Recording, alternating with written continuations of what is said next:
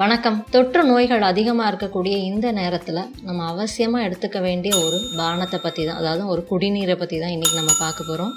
இது ஒரு தேநீர்னு கூட நம்ம சொல்லலாம். தீந்தல் கொடி இலைகளுடைய தேநீர் தமிழகத்தை பொறுத்த வரைக்கும் கிராமங்கள் நகரங்கள்னு எல்லா இடங்கள்லையுமே நம்ம பார்க்கக்கூடிய ஒரு கொடி வகை தான் இது.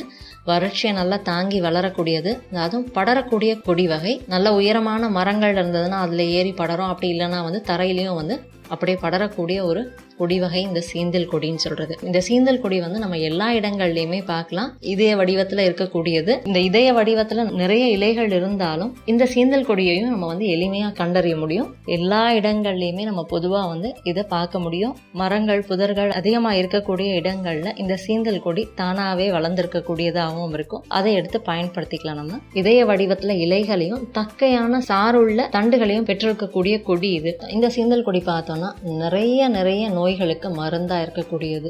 கல்லீரல் சார்ந்த பிரச்சனைகள், சிறுநீரகத்துல வரக்கூடிய பாதிப்புகள், வயிற்று கோளாறு, நாள்பட்ட காய்ச்சல், மலச்சிக்கல்னு நிறைய பிரச்சனைகளுக்கு ஒரு சிறந்த மருந்தா இருக்கக்கூடியது. ஆஸ்மா மாதிரியான நோய்களுக்கு நல்ல ஒரு நிவாரணத்தை கொடுக்கக்கூடியது இந்த சீந்தல் கொடி. அது மட்டும் இல்லாம சிறந்த ஒரு நோய் எதிர்ப்பு சக்தியையும் கொடுக்கும். காய்ச்சல்னால வரக்கூடிய பாதிப்புகளையும் குறைக்கக்கூடிய ஆற்றல் கொண்டது இந்த சீந்தல் கொடி. சர்க்கரை நோய், எய்ட்ஸ் மாதிரியான கொடிய நோய்களுக்கும் நல்ல ஒரு மருந்தா இருக்கக்கூடியதாகவும் இந்த சீந்தல் கொடி இருக்கு.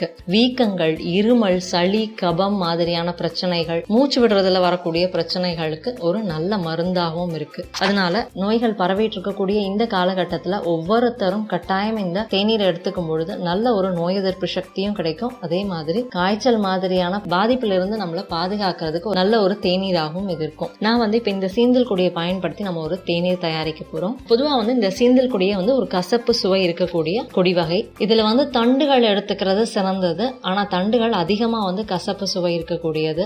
இலைகள், தண்டுகள்னு எல்லாமே உடலினுடைய பலத்தை அதிகரிக்கக்கூடியது. நான் இதனுடைய இலைகளை மட்டும் எடுத்துக்கிறேன். தண்டு பகுதியுமே நம்ம எடுத்துக்கலாம். அதாவது தண்டு பகுதியில மேல இருக்கக்கூடிய அந்த தோலை மட்டும் எடுத்துட்டு அந்த தண்டை நல்லா நச்சுட்டு அதையும் நம்ம எடுத்து பயன்படுத்தலாம். இந்த இலைகளை நல்லா முதல்ல கழுவி எடுத்துக்கிறேன். நான் இதை நல்லா கழுவி எடுத்ததுக்கு அப்புறமா 2 கப் தண்ணி சேர்த்து அதோட இந்த சீந்தல் இலைகளையும் சேர்த்து நல்லா காய்ச்சுறேன்.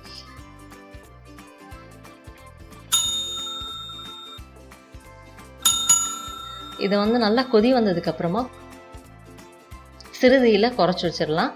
ஒரு 10லேருந்து 15 நிமிஷம் கழிச்சு அது நல்லா அந்த 2 பங்கு தண்ணி 1 பங்கு தண்ணியா நமக்கு குறைஞ்சதுக்கு அப்புறமா அடுப்பு அணைச்சு ஒரு 10 நிமிஷம் மூடி வச்சுட்டு அதுக்கப்புறமா எடுத்துக்கலாம். இந்த தேநீர் பார்த்தோம்னா ஒரு கசப்பு சுவை இருக்கக்கூடியது, வெப்பத்தன்மையை கொடுக்கக்கூடியது, உடலினுடைய நோய் எதிர்ப்பு சக்தியை அதிகரிக்கக்கூடியது. சர்க்கரை வியாதி, காய்ச்சல், ஆஸ்மா, புற்றுநோய்னு பலவிதமான பிரச்சனைகளுக்கு நல்ல ஒரு மருந்தா இருக்கக்கூடியதாகவும் இந்த தேநீர் இருக்கும். இப்போ நமக்கு இந்த சீந்தல் கொடி இலைகளுடைய தேநீர் தயாராயிடுச்சு. கட்டாயம் இந்த ஒரு நேரத்துல இது குடிக்கிறது அவசியமானதாகவும் இருக்கும். குழந்தைகளுக்கும் நம்ம இது கொடுக்கலாம். குழந்தைகளுக்கு 2-3 ஸ்பூன் அளவுக்கு கொடுத்தா போதும். பெரியவங்க இது இந்த ஒரு கப் அளவுக்கு குடிக்கிறது சிறந்த ஒரு நோய் எதிர்ப்பு சக்தியை கொடுக்கும்.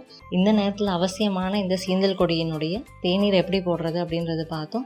இந்த வீடியோ பயனுள்ளதாக இருந்ததுன்னா லைக் பண்ணுங்க, மற்றவங்களுக்கு ஷேர் பண்ணுங்க. நம்ம சேனலுக்கு இன்னும் சப்ஸ்கிரைப் பண்ணலாம், சப்ஸ்கிரைப் பண்ணிக்கோங்க. பக்கத்தில் இருக்கக்கூடிய அந்த நோட்டிஃபிகேஷன் பெல் பட்டனையும் கிளிக் பண்ணிக்கோங்க. என் ஆரோக்கியம், என் குடும்பத்தின் ஆரோக்கியம், என் சமூகத்தின் ஆரோக்கியத்திற்கான பயணம் இது.